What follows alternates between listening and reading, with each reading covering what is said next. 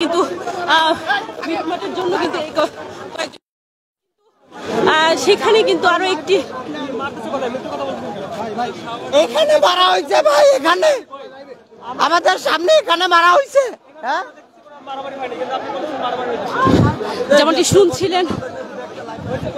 যেমনটি শুনছিলেন এখানে কিন্তু একজন বলছেন যে ঢাকা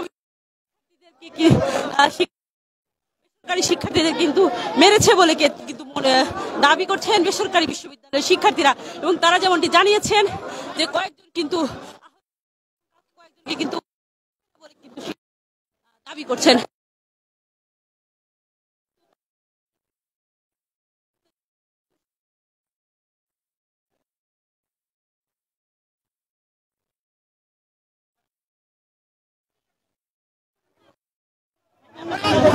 যেমনটি দেখছেন তাদের মধ্যে কিন্তু চলছে এখন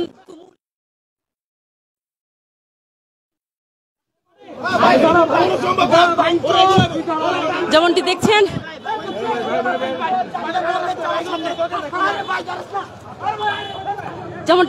তাদের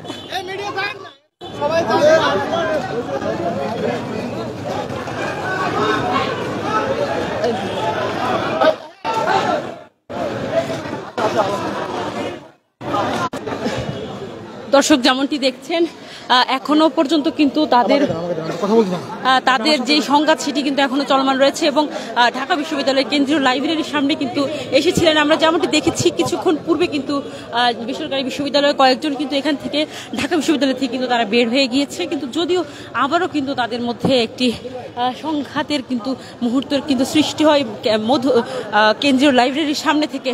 আমরা যেমনটি দেখেছি আজকে কিন্তু একটি নতুন রাজনৈতিক ছাত্র সংগঠনের আত্মপ্রকাশের কথা ছিল বেলা ৩টার সময়, কিন্তু এই মুহূর্তের সময় কিন্তু একটি বেসরকারি বিশ্ববিদ্যালয়ের একটি গ্রুপ কিন্তু আসে ঢাকা বিশ্ববিদ্যালয়ের মধুর ক্যান্টিনে, এবং সেখানে কিন্তু তারা বিভিন্ন স্লোগানে কিন্তু তারা এই মধুর ক্যান্টিনে অবস্থানে আসে।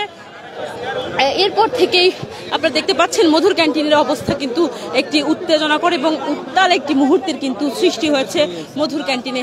যেমনটি দেখছেন এখন কিন্তু একটি ঢাকা বিশ্ববিদ্যালয়ের কিন্তু একটি থমথমে পরিবেশের আসলে সৃষ্টি হয়েছে।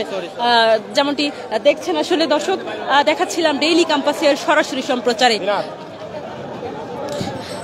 আমরা যেমনটি জেনেছি বেসরকারি বিশ্ববিদ্যালয়ের কয়েকজন কিন্তু বলেছে যে ঢাকা বিশ্ববিদ্যালয়ের শিক্ষার্থীরা কিন্তু তাদেরকে কয়েকজনকে কিন্তু আহত করেছে, এবং অনেককে কিন্তু খুঁজে পাওয়া যাচ্ছে না বলে কিন্তু শিক্ষার্থীরা জানিয়েছে।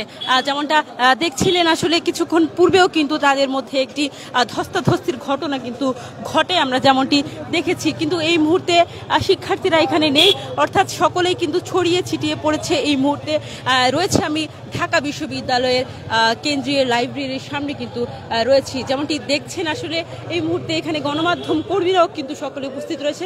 তবে একটি বিষয় যদি আপনাদের জানিয়ে রাখি, আশেপাশে কিন্তু আইন শৃঙ্খলা রক্ষাকারী বাহিনী কাউকে কিন্তু দেখা যাচ্ছে না, কারণ এইখানে একটি যে উত্তেজনাপূর্ণ মুহূর্তের সৃষ্টি হয়েছিল এই ঢাকা বিশ্ববিদ্যালয়ের মধুর ক্যান্টিনে, সেখানে কিন্তু যে কোনো ধরনের আসলে অপ্রীতিকর ঘটনা কিন্তু ঘটতে পারতো, কিন্তু আমরা কিন্তু আইন শৃঙ্খলা রক্ষাকারী বাহিনীকে কাউকে কিন্তু এই এলাকায় কিন্তু আমরা দেখিনি। দর্শক যেমনটি দেখছেন এখন কিন্তু যারা শিক্ষার্থীরা আছেন তারা কিন্তু ছড়িয়ে ছিটিয়ে এই মুহূর্তে রয়েছেন। আপনারা যেমনটি দেখছেন এখনো পর্যন্ত যদিও ঢাকা বিশ্ববিদ্যালয়ের শিক্ষার্থীদের দেখা যাচ্ছে, তবে বেসরকারি বিশ্ববিদ্যালয়ের শিক্ষার্থী কাউকে কিন্তু এই মুহূর্তে দেখা যাচ্ছে না। তবে পরিস্থিতি কখন কোন দিকে মোড় নেই সেটি কিন্তু এখনো বলা যাচ্ছে না।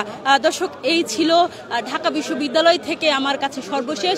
পরবর্তীতে আমরা আবারও আপনাদের সাথে যুক্ত হব, সেই পর্যন্ত ডেইলি ক্যাম্পাসের সাথেই থাকুন। দাঁড়ান আসবে।